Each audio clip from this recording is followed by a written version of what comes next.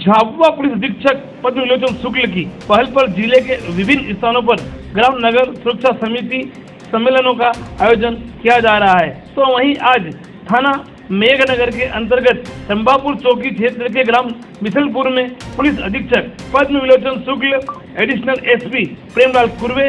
SDOP Ravindra Rathi, SDM Mukesh Soni सहित थाना प्रभारी व चौकी प्रभारी की मौजूदगी में ग्राम सुरक्षा समिति के सम्मेलन का आयोजन किया गया। उक्त कार्यक्रम में पुलिस अधीक्षक द्वारा सामुदायिक पुलिसिंग को बेहतर बनाने के उद्देश्य से लोगों को संबोधित करते हुए आसपास हो रही अवैध गतिविधि और संदिग्ध लोगों की जानकारी तत्काल पुलिस को देने की बात कही।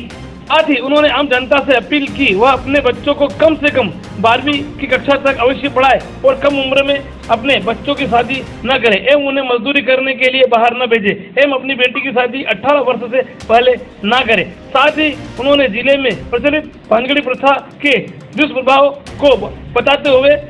इसे त्यागने की सलाह दी एवं बढ़ते साइबर अपराध के बारे में लोगों को जागरूक कर शपथ दिलाई और ग्राम नगर सुरक्षा समिति के सदस्यों को लाठी, टोपी, पिसिल, आई कार्ड आदि सामग्री वितरित कर सदस्य बनाए। सम्मेलन में पहुंचे सभी ग्रामीण जनों को भोजन परोसा और क्या कहा सुनिए। बेसिकली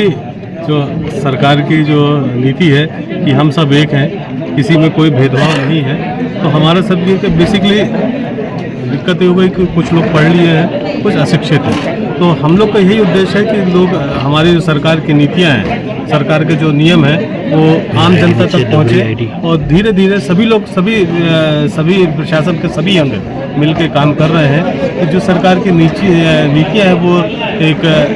गांव के स्तर तक या फलिया के स्तर तक पहुंचे, यही हम सबका प्रयास। सर नहीं, बेसिकली चूँकि मैंने यही बताया कि हम सब एक हैं,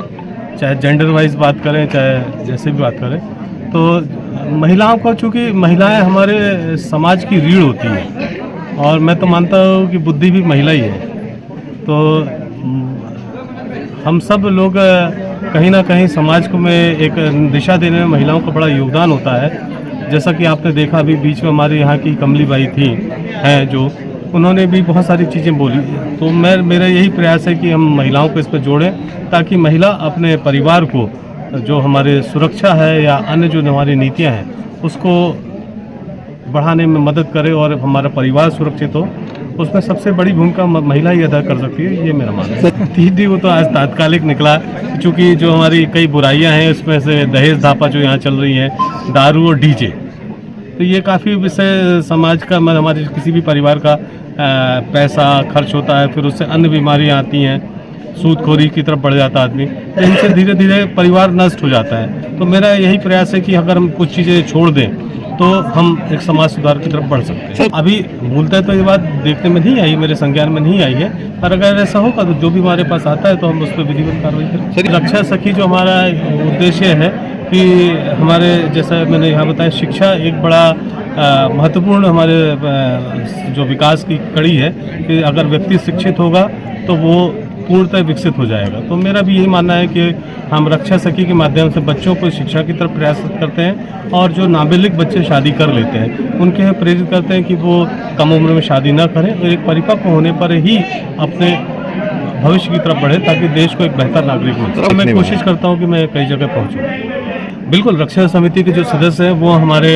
समय समय पर इनको विशेष पुलिस अधिकारी भी बनाया जाता है। पुलिस के चूँकि कोऑर्डिनेशन पे एक महत्वपूर्ण अदा करेंगे तो शासन द्वारा उनको ढेर सारी सुविधाएं दी जाती है और समय समय पर जो हमारे शासन के परीक्षाएं होती हैं, आपने कई बार देखा होगा पुलिस की भर्ती में उनको कई बार छूट मिलती है, 5 नंबर की हाइट में कई जगह छूट मिल जाती है, तो शासन बहुत बार उनको बहुत हेल्प करता है।